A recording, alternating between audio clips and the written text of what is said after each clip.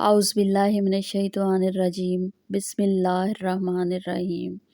ناظرین، آج کی میری یہ ویڈیو فرعون کے محل کے بارے میں ہے۔ فرعون کا محل اہرام مصر کیسے تعمیر ہوا؟ ایسا محل جس کی مثال زمین پر کہیں نہیں ملتی۔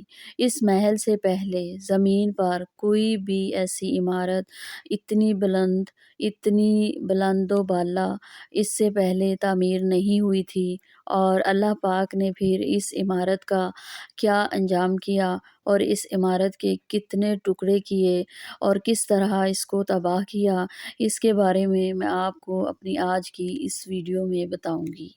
فرعون کو جب یہ اندیشہ ہوا کہ اس کی قوم حضرت موسیٰ علیہ السلام پر ایمان لے آئے گی، تو اس نے سوچا کہ کچھ ایسا کیا جائے جس سے اس کا رعب و دبدبہ، شان و شوکت بڑھ جائے اور اس کے اراکین سلطنت مزید مضبوط ہو جائیں۔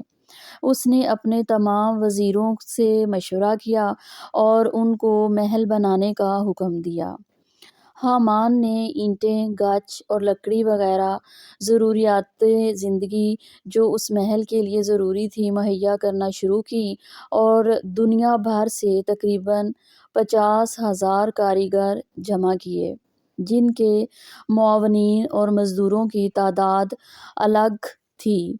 ان لوگوں نے 7 سال میں محل تعمیر کیا، جس کی بلندی کا یہ عالم تھا کہ آسمان و زمین کی تخلیق کے بعد اس وقت تک زمین پر اتنی بلند و بالا کوئی دوسری عمارت تعمیر نہیں ہوئی تھی، اور روئے زمین پر یہ واحد ایسی عمارت تھی کہ جو اتنی بلند تعمیر کی گئی تھی۔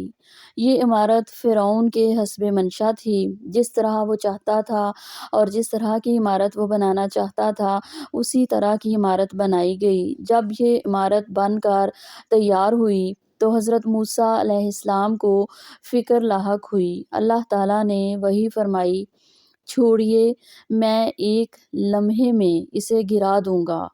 فرعون نے اپنے کچھ خاص مقربین ساتھ لیے اور اس محل کی چھت پر چڑھ کر آسمان کی طرف تیر پھینکے۔ خدا کی شان دیکھیے کہ وہ تیر خون آلودہ واپس آئے۔ بس پھر کیا تھا کہ نادان یہ کہنے لگے کہ ہم نے موسیٰ کے خدا کو مار ڈالا ہے۔ ادھر اللہ تعالیٰ نے حضرت جبرائیل کو حکم دیا، انہوں نے اپنے بازو جو اس محل پر مارے تو اس کے 3 ٹکڑے ہو گئے۔ ایک ٹکڑا سمندر میں گرا، ایک ہندوستان میں گرا اور ایک مغرب میں گرا۔ ایک روایت میں ہے کہ ایک ٹکڑا فرعون کی قوم کے اوپر گرا، جس سے ان کے 10 کروڑ لوگ ہلاک ہو گئے۔ ایک روایت میں ہے کہ اس محل میں کام کرنے والے لوگ یا تو ڈوب کر مرے یا جل کر یا کسی اور آفت میں مبتلا ہو کر۔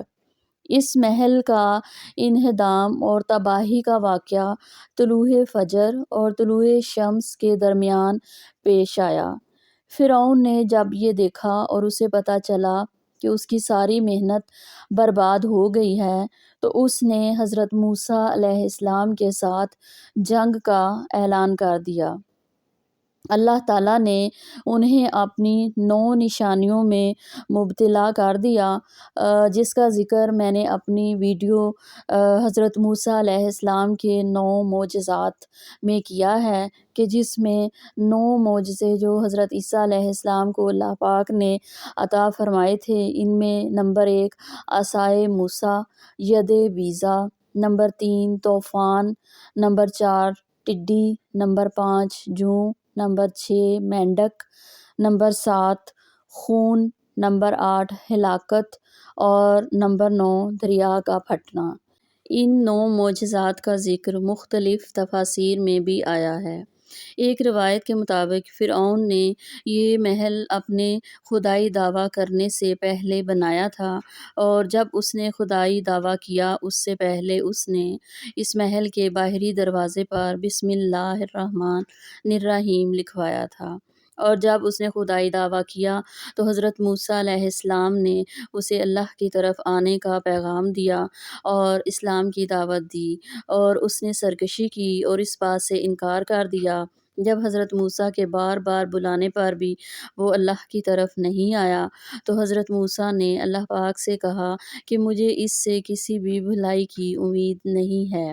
اس پر اللہ پاک نے فرمایا کہ اے موسیٰ، تو اس کے سرکشی اور کفر کو دیکھ رہا ہے، اور میں اس نے جو اللہ کا نام اپنے دروازے کے باہر لکھوا رکھا ہے اس کو دیکھ رہا ہوں۔ اس سے ناظرین اس بات کا اندازہ ہوتا ہے کہ اگر ہم اپنے گھر کے باہر بسم اللہ الرحمن الرحیم لکھوائیں تو اس کی کتنی برکت ہوگی، اور اس کی برکت سے اللہ پاک ہمیں کیسے نوازے گا۔